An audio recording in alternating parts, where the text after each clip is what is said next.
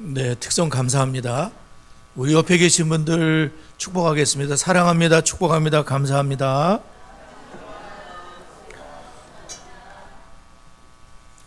네, 우리 민수기 6장의 말씀으로 우리 자녀들 축복하도록 하겠습니다. 시작.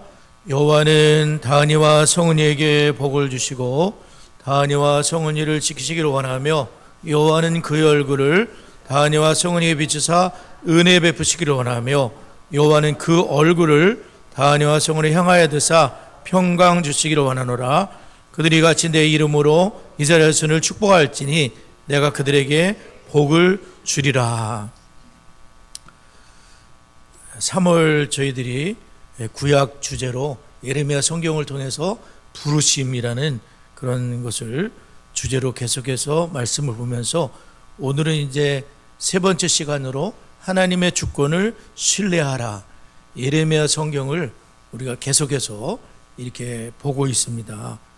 주중 묵상에서도 예레미야 성경을 반복해서 이게 볼 수 있도록 그렇게 해주시고 있는데요. 오늘은 이제 우리가 세상을 살아가면서 참 이거는 하나님이 살아계시면 어떻게 이런 일이 있을 수가 있는가, 또 악인이 잘 되는 거, 나는 예수를 믿는데도 잘 안 될 그런 일들이 있고, 근데 저 사람은 예수도 믿지 않는데 잘 되는 걸 보면은 하나님이 살아계신 게 맞는가, 이런 질문이 있게 되는데, 오랫동안 있었던 질문이고 또 앞으로도 그런 질문이 있겠지만 그 질문에 대해서 하나님이 이제 답을 하시는 그런 내용이 오늘 내용이 되겠습니다. 첫 번째로 인생은 때때로 불공평해 보일 수 있다는 겁니다. 우리가 살아가면서 불공평한 그렇게 보이는 일들이 있을 수 있다는 거죠. 예레미야 12장을 우리가 읽었는데 1절을 한 번 더 읽어보도록 하겠습니다. 1절 우리 함께 읽을까요? 시작.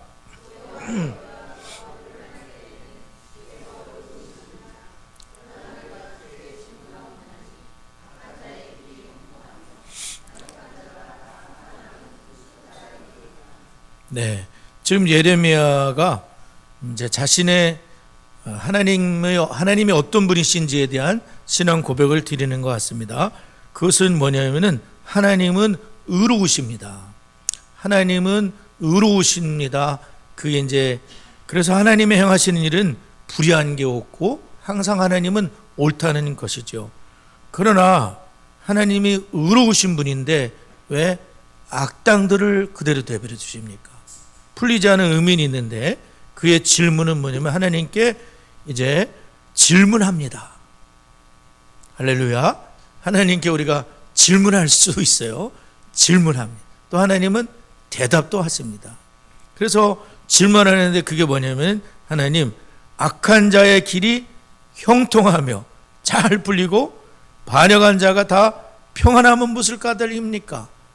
예수 믿는 우리는 걱정도 많고 때로는 잠 못 이루고 근심이 있게 되는데 저 사람들은 평안하게 사는 게 무슨 일입니까? 무슨 까닭입니까?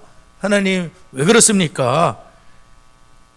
하나님이 의로우시고 공평하신 분이라면 악한 자들이 형통하면 안 되고 반역한 자가 평안하면 안 되는데 왜 이런 일이 세상에서 일어날까요? 이렇게 이제 질문을 하는데 이런 질문은 예레미야만 했던 것도 아니고 우리가 시편을 보면 73편에 그게 이제 나와 있거든요. 73편에 그 시인이 뭐라 그러냐면 그런 악한 자가 잘 되는 것 때문에 시인이 고백을 나는 거의 넘어질 뻔하였고 나의 걸음이 미끄러질 뻔하였습니다.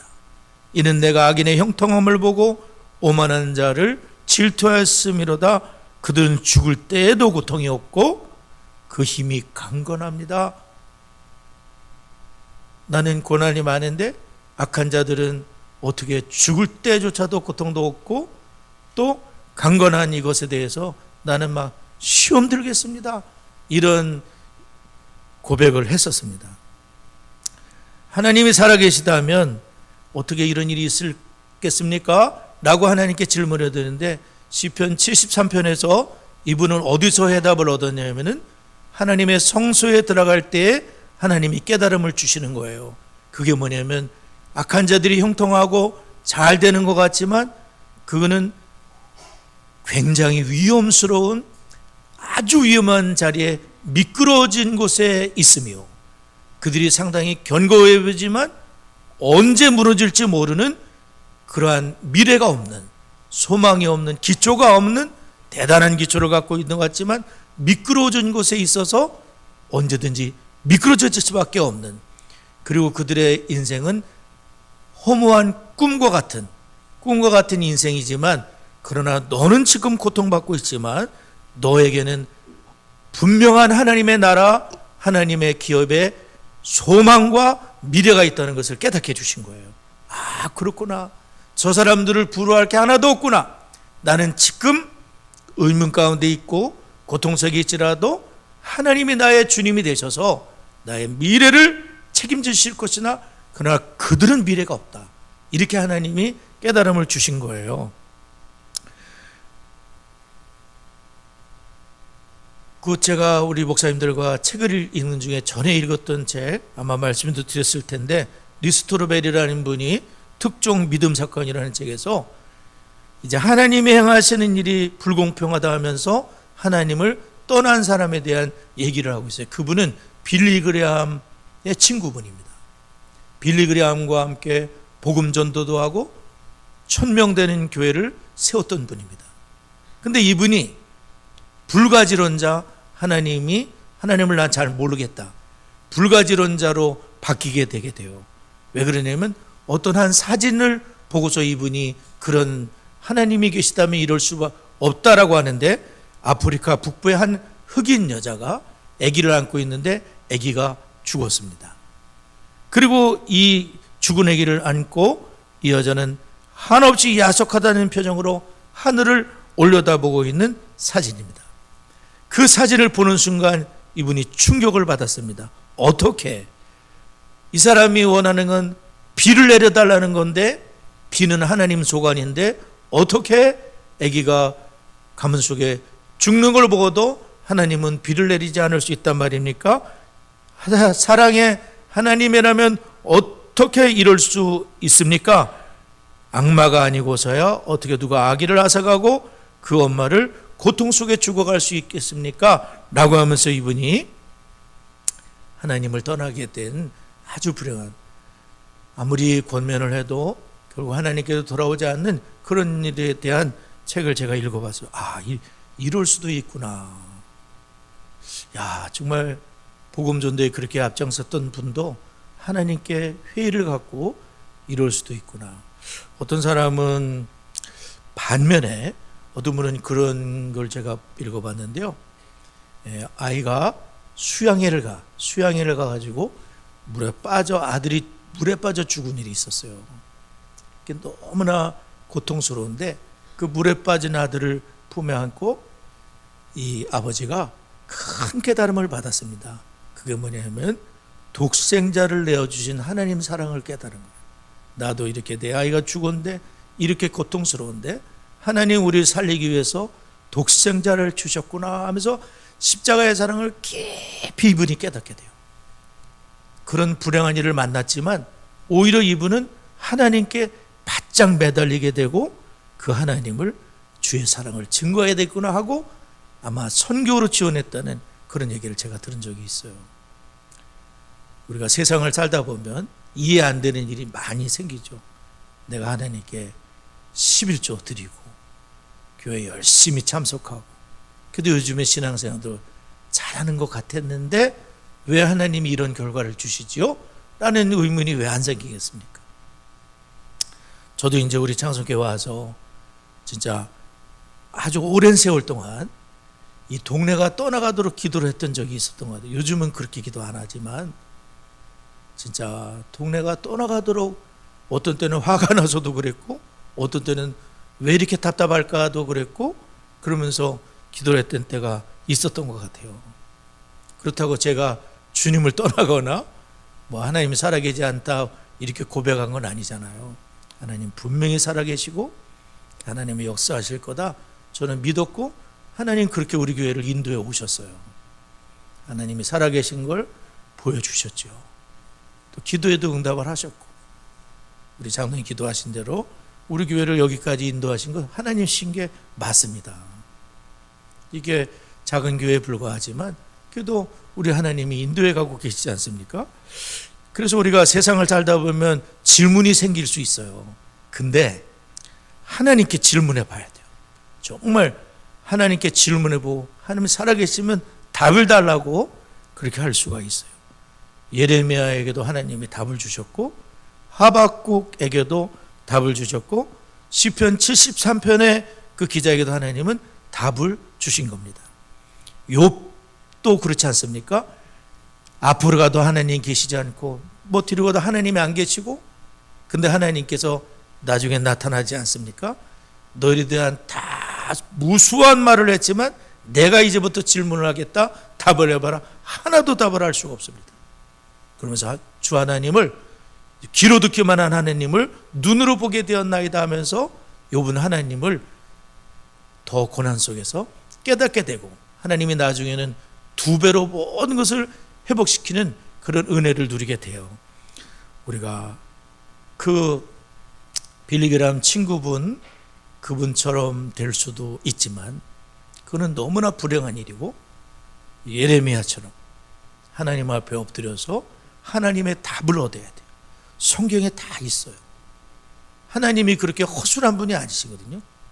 하나님은 우리가 이해하지 못하는 많은 일들을 하고 있지만, 그러나 우리는 항상 하나님은 언제나 의로우신 분이고, 조금 이따가도 찬송했지만 하나님은 좋으신 하나님이시고, 또한 우리를 살리기 위해서 독생자를 아낌없이 내주신 분은 사랑의 하나님이 틀림없고, 그래서 우리 하나님에 대한 의문이 있을 수 있지만 그 하나님은 언제나 옳고 또 하나님의 사랑의 하나님이심을 우리가 기억하고, 우리가 두 번째로 생각해 볼 것은 예레미야의 질문에 하나님이 어떻게 악한 자들을 어떻게 하시려고 합니까? 라는 그 질문에 대해서 두 번째로는 하나님은 우리 세상의 잘못을 심판하실 거라는 것을 우리가 기억할 수 있겠습니다. 하나님은 심판하신다.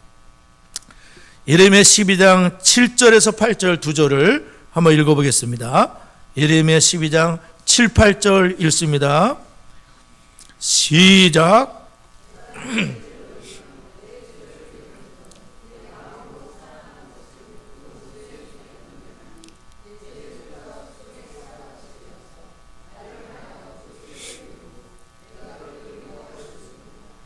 하나님 그 예레미야의 질문에 대해서 하나님이 답을 하시는데, 그 하나님의 답은 5절부터 17절까지의 말씀이라고 볼 수가 있겠습니다. 먼저 하나님은 예레미야의 고통에 대한 얘기를 하시는 거예요. 예레미야의 고통을 하나님이 알고 계셔요. 예레미야가 자기 고향 동네, 또 친척 이런 분들에게, 고향 동네 사람들에게 죽을 뻔한 일이 있었어요. 이 12장 바로 직전에 하나님은 예레미야가 얼마나 고통스럽고 또 그 사람들이 버젓이 살아있는 이러한 사실에 대해서 고통을 말씀하는데, 그러나 하나님은 고통이 더 큰 고통이 올 것이다. 근데 하나님은 노수정벽이 되게 하셨다고 약속을 하셨잖아요. 하나님의 함께 해주심으로 더 큰 고통이 올 것이지만, 그러면서 비유를 들으시기를 네가 보행자와 달리는 것이 힘들다면 나중에 말과 어떻게 경주를 하겠느냐, 보병도 힘들어하면 기병이 나타날 때는 네가 어떻게 그것을 당할 수 있겠느냐 라고 하면서 지금 이거보다 더 큰 시련이 올 거라는 것을 하나님이 말씀하실 뿐만 아니라, 하나님은 유다 민족에 대한 심판도 예언을 하십니다. 그게 뭐냐면 7절을 보게 되면 하나님이 유다 민족을 향해서 내 집, 내 소유, 내 사랑하는 것을 그 원수의 손에 넘겼다라고 말씀을 하시는 거예요. 하나님께서는 그 백성을 가나안 땅에 심으시고 극진히 사랑하신 자라고 하더라도 하나님을 배반하고, 하나님이 출애굽 때부터 예레미야 때까지 800년이 넘는 기간이에요. 하나님이 수도 없이 새벽부터 말씀을 하셨지만 듣지 않았습니다.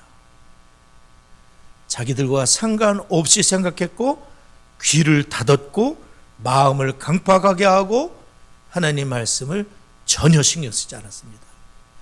800년을 얘기했어요. 근데 듣지 않으면 어떻게 되는 거죠? 하나님이 가만 내버려 두면 하나님이 공의로우신 분이 아닌 거예요.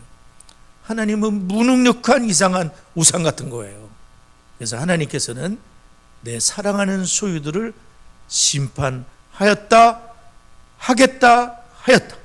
하나님 완료 것을 사용하셔서 틀림없이 그 일이 일어날 것을 하나님이 말씀하고 계십니다. 완료 시즌은 뭐냐면요, 미래의 일을 완료처럼 얘기한다는 건 뭐죠? 틀림없이 그 일이 이루어진다는 거예요. 하나님이 우리를 사랑하기도 하지만 때때로 하나님이 징계하신다는 사실도 기억하고 때로는 심판한다는 사실도 알아야 합니다. 하나님은 틀림없이 공의로운 분이기 때문에 우리가 주의 말씀을 계속해서 거절한다면, 하나님의 음성을 나에게 주신 음성으로 듣지 않는다면 하나님이 심판하신다는 사실을 기억할 필요가 있어요. 하나님이 이스라엘 백성들을, 유다 백성들을 심판한다고 할 때에 그 심판은 한 35년밖에 안 남은 상황이거든요. 이 바벨론을 통해서 심판하는 거 아시잖아요. 다 포로로 끌려가고 성전이 무너져 내리고 그런 일이 있잖아요. 여하튼 하나님께서 이렇게 틀림없이 그렇게 하실 거라는 것은 유다 백성들에게 회개를 촉구하시는 거예요. 그런 일이 틀림없이 있을 테니까 하나님께서 돌아오다는 회개를 촉구하시는 거죠. 또한 하나님께서는 바벨론에 대해서도 얘기를 하시는 거예요. 바벨론을 들어서 유다 백성들을 심판하셨지만 이 바벨론도 잘못될 때는 바벨론을 또한 뽑아내시겠다 하나님이 말씀하세요. 하나님은 모든 나라의 왕이신 거예요. 심판을 하기 위해서 쓴 도구라고 하더라도 그들이 잘못됐을 때에는 하나님은 그들도 뽑아내시겠다고 말씀을 하시는 거죠. 여러분 바벨론 역사 속에서 들어보셨잖아요. 바벨론 제국.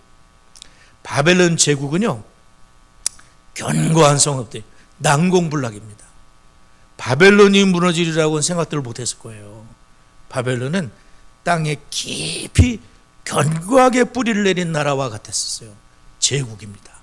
어떤 나라도 그 나라를 무너뜨리지 못할 줄 알았어요. 근데 바벨론이 무너지게 돼요. 메데 바사에 의해서 바벨론이 BC 539년경에 무너지게 되는데 하나님께서는 그 바벨론을 뽑아내시겠다고 말씀하시는 거예요. 14절을 보게 되면 악한 이웃에 대하여 내가 그들을 그 땅에서 뽑아버리겠고 유다 집을 그들 가운데서 뽑아내리라.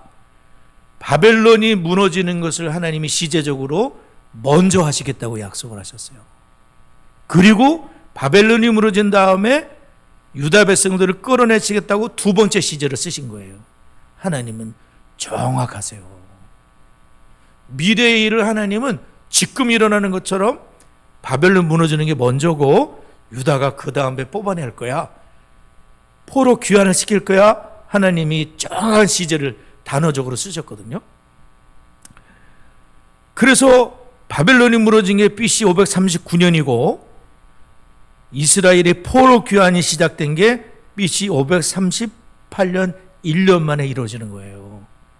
그때 고레스 왕이, 페르시아의 고레스 왕이 이스라엘 백성들은 고국으로 돌아가라, 있을 수 없는 일이 벌어지는 거예요. 하나님이 약속하신 때가 가까우니까 하나님께서 고레스라는 불신자의 마음을 꼭 예수 믿는 사람 같이 움직이셔서 내 백성을 돕도록 하나님께서 그 아까운 자원들이잖아요, 노예들 다 돌아가라 이렇게 해방을 선포한 거예요. 그게 포로 1차 기환이거든요. BC 538년부터 1차 기환이 있었고 2차 기환이 또 이루어지잖아요. BC 458년 아닥사스다 왕 때, 그리고 3차 기환 때는 BC 444년 느헤미야 때 포로 기환이 또 이루어지잖아요. 하나님께서는 굉장히 정확하게 그것을 하셨어요. 하나님은 지금 바벨론이 멸망하는 건 지금부터 83년 후의 일이고요. 1차 기환이 이루어지는 건 84년 후의 일이며 2차 기환이 이루어지는 것은 164년 후의 일이고요. 3차 기환이 이루어지는 것은 178년 후의 일이에요.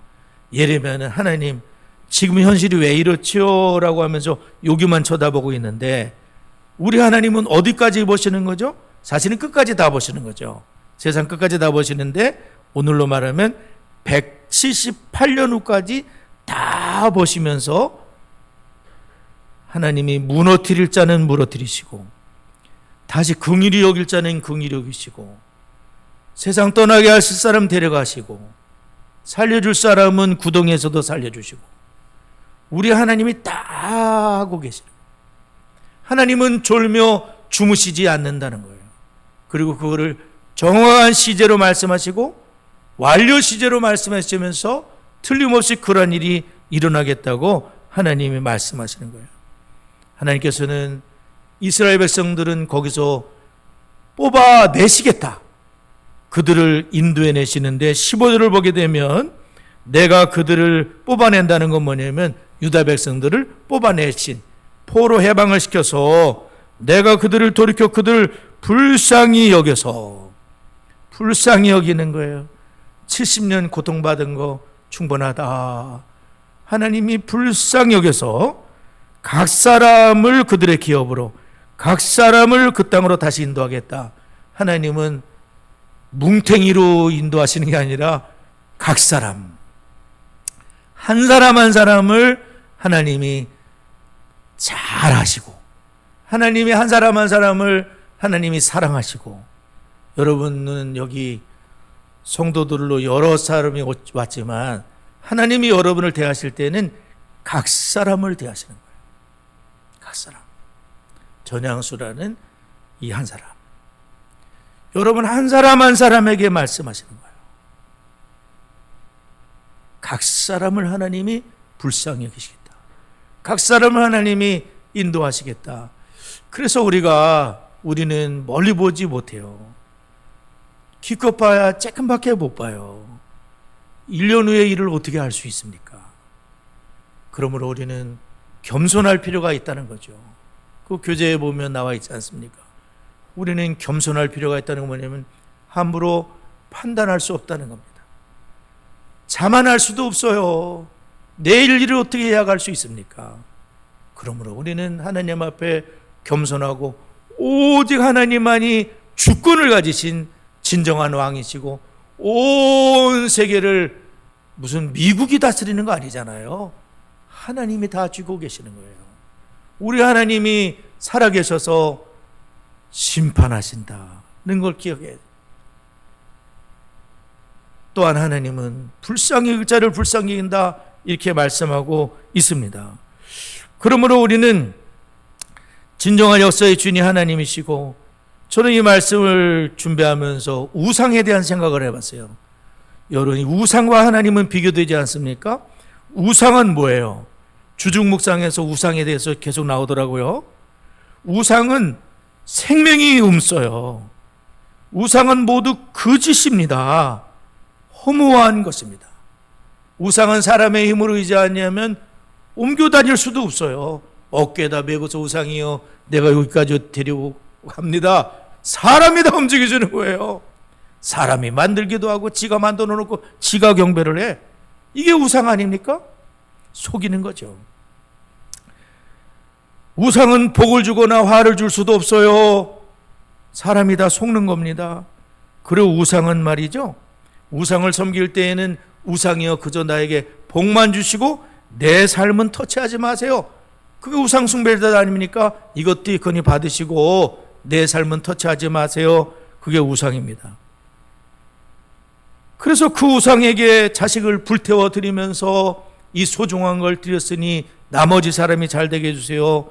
모든 윤리와 도덕이 완전히 무너져 내리고 하나님의 영상이 무너져 내리는 그런 우상 숭배입니다. 근데 하나님은 우상과 같지 않다는 거예요. 하나님은 삶을 터치하셔요. 그리고 하나님은 뇌물을 받으시는 분도 아니세요. 내가 헌금을 이만큼 드렸으니 복 주세요. 거래하는 분도 아니세요. 하나님은 인격의 하나님이시고 거룩하신 하나님이시고 공의 하나님이시기 때문에 자기 백성이라도 심판하십니다. 유다를 그렇게 사랑하셨지만 800년을 얘기해도 들어먹지를 않으니까 하나님이 70년 포로 보내시는 거예요. 죽으라고 고생하게 만드시는 거예요. 하나님은 분명히 살아계시고 하나님은 우상과 같지 않으시고 팔이 안으로 굽는 법도 없으시. 하나님은 다 공의롭게 정의롭게 그러나 불쌍히 여기신 견고한 땅에서도, 그래서 하나님의 심판은 정확하다는 것을 알 수가 있고, 요셉의 생애가 생각이 나죠. 요셉이 놀라운 비전의 꿈을 꿨는데 구덩이에 던졌을 때 어떤 기분이 들었겠습니까? 노예가 돼서 쇠사슬에 묶여가지고 팔려갔을 때 어떤 마음이 들었겠습니까? 억울한 일로 연루가 되어 감옥에 갇혔을 때 다 이해할 수가 없어요. 하나님이 도대체 무엇함시 꿈을 주셨는가? 근데 지금 이게 다 뭔가 였는데 어느 날 이분이 감옥에서 풀려나더니 총리가 되고 형제들이 와서 다 부모님하고 엎드리는 걸 봤을 때 요셉이 나중에 어떤 생각이 들었겠습니까? 나는 그땐 몰랐는데 하나님은 정말 옳으시구나, 하나님은 정말 사랑이시구나, 하나님은 정말 살아계시구나, 그거를 경험한 줄을 믿습니다.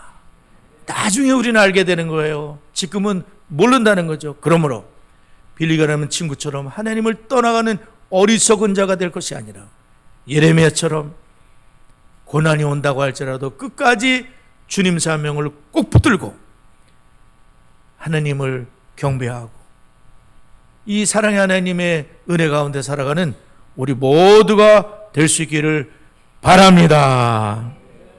우리 말씀을 기억하며 잠시 기도하도록 하겠습니다.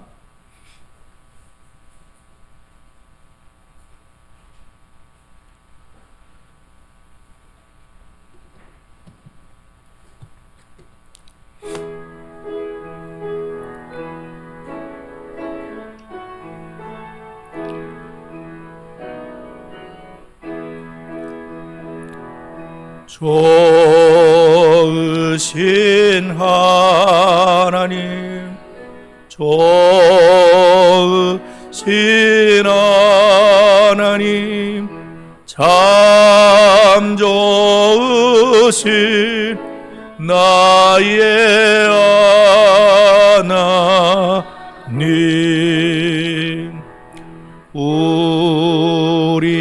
우리의 기도를 응답해 주시는 참 좋으신 나의 하나님, 한없는 축복을 우리에게 주시는 참 좋으신 나의 하나님. 오늘 우리가 이해할 수 없는 현실을 만나게 됩니다. 그러나 하나님은 살아계시고 하나님의 주권을 인정하고 신뢰하며 사명을 감당하도록 기도할 수 있기를 바랍니다. D6를 통해서 부모된 내가 먼저 주님을 경외하는 제자가 되고 내 자녀들이 구원받고 주님을 경외하는 자가 될 뿐 아니라 우리 아버지들이 복을 받아 가정들마다 예배를 세울 수 있도록 기도하시기 바랍니다. 특별히 자식의 이름을 부르지요. 이 시간에 자식의 이름으로 부르면서 아무개를 구원해 주옵소서, 믿음을 갖게 해 주시옵소서, 교회에 나오게 하여 주시옵소서, 하나님이 역사하여 주옵소서. 다 같이 합심해서 기도합니다. 아버지 하나님 감사합니다. 정말 세상에는 이해할 수 없는 억울한, 또 때로는 불공평 보이는 그러한 일들이 있다고 하더라도 하나님을 떠나가는 저희가 되지 않게 해주시고 바짝 엎드려 하나님 앞에 기도하게 하시고 하나님의 주권을 인정하게 하시고 하나님의 사명을 감당하는 저희가 되게 하여 주옵소서. D6를 통하여 부모된 내가 먼저 하나님을 경외하는 자가 되고 내 자녀에게 신앙이 전수되어지고 구원을 받게 하여 주시옵시고, 아버지들이 복을 받아 가정의 예배를 견고히 세우게 하여 주시옵시고, 하나님 우리 사랑하는 딸 다은이를 축복합니다. 성은이를 축복합니다. 믿음의 자녀들 되게 해 주옵소서. 하나님의 영광을 위해 쓰임받게 하여 주시옵소서. 주 앞에 엎드리게 하여 주옵소서. 성령의 인도를 받게 하여 주옵소서. 악한 세상을 본받지 않게 하여 주옵소서. 하나님의 크신 은혜로 아버지 도와 주옵소서. 세 번째, 네 번째, 모든 세대가 성경을 배워야 되겠습니다. 커리큘럼을 통해서 교회와 가정이 반드시 동역을 하여 세대 간의 신앙 전수를 할 수 있도록 담임 목사가 4월 중순이면 소선 노회장 사명이 끝이 납니다. 주님께 합당하게 마무리할 수 있도록 이번 주 토요일부터 12주간 시작되는 토요 독서학교를 통해서 부모님들과 자녀들이 성경의 세계관으로 무장되는 큰 축복이 있도록 수원의 디스 교회들이 마중물 교회로 쓰임받기를 위해서 다 같이 합심하여 기도합니다. 아버지 감사합니다. 저희가 하나님 성경에 무지합니다. 그러므로 성경을 배우게 하옵소서. 열심을 내게 해 주옵소서. 주의를 성수하게 하여 주옵소서. 커리큘럼에 동참하게 하여 주옵소서.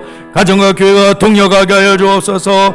노예 대상의 명을 끝까지 주께 합당하게 감당케 하여 주시옵시고, 디스토요 독서학교를 통하여 성경의 세계관으로 무장되는 부모와 자녀들 되게 하여 주시옵시고, 수원의 지키는 마중물 교회로 쓰임받도록 은총을 더하여 주옵소서. 예수님의 이름으로 기도드리옵나이다. 아멘.